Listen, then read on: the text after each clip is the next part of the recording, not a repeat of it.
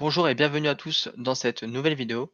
Aujourd'hui, nous allons voir comment installer pfSense sur un hyperviseur VMware dans le cadre de notre formation. Cette vidéo va se dérouler en deux parties. La première, ça va être l'installation de pfSense, à savoir côté VMware. Nous allons voir comment configurer les ressources et ensuite démarrer sur l'image ISO pfSense et installer pfSense sur le disque dur virtuel. Dans un second temps, nous allons voir comment configurer pfSense, à savoir la configuration de base, le nom, la langue, l'accès au réseau. Et dans cette configuration, nous allons voir également comment mettre en place un serveur DHCP sur notre réseau.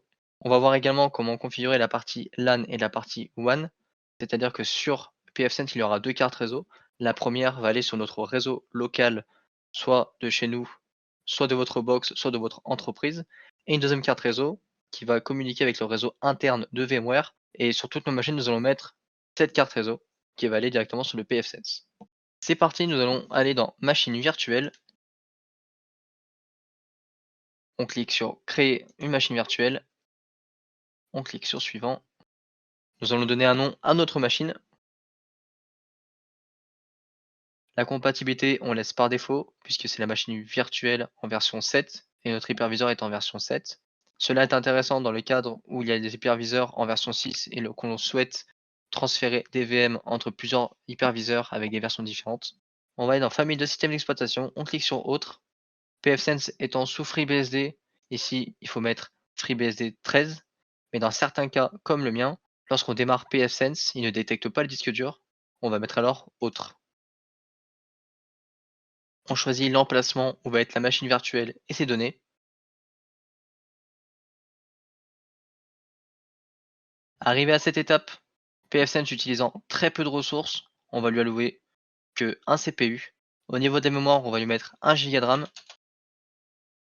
Pour le disque dur, 8 Go pourrait suffire à pfSense, mais au niveau des logs, c'est plus intéressant d'en avoir 16. L'adaptateur réseau, on va mettre VM Network, qui est la partie qui sort sur votre réseau local. Puis on va rajouter un adaptateur réseau, qui lui va être dans le réseau interne AE6i. Dans lecteur CD-DVD, on va choisir fichier ISO banque de données, et on va mettre l'ISO de pfSense.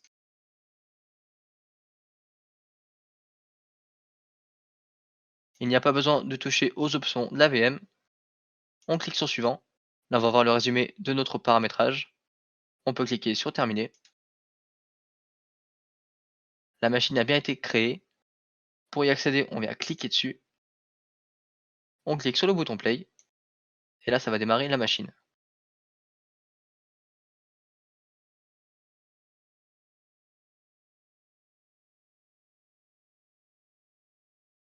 À cette étape, on arrive sur les droits d'auteur de pfSense. Pour cela, on va appuyer sur la touche Entrée pour valider.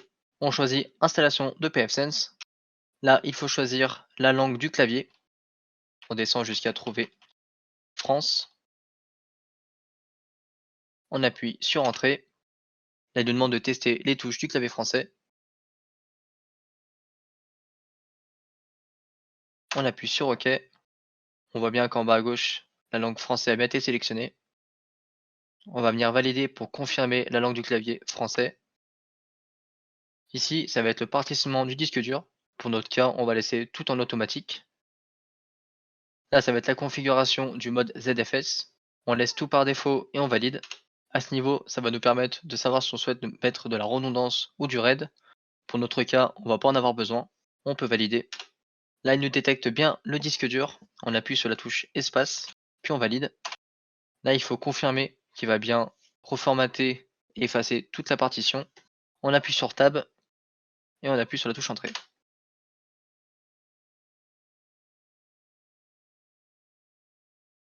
L'installation est désormais finie. L'utilitaire d'installation nous propose si on veut démarrer le shell. Pour notre cas, on ne va pas en avoir besoin. On vient valider l'option non. Maintenant que c'est terminé, on va venir valider pour redémarrer le système.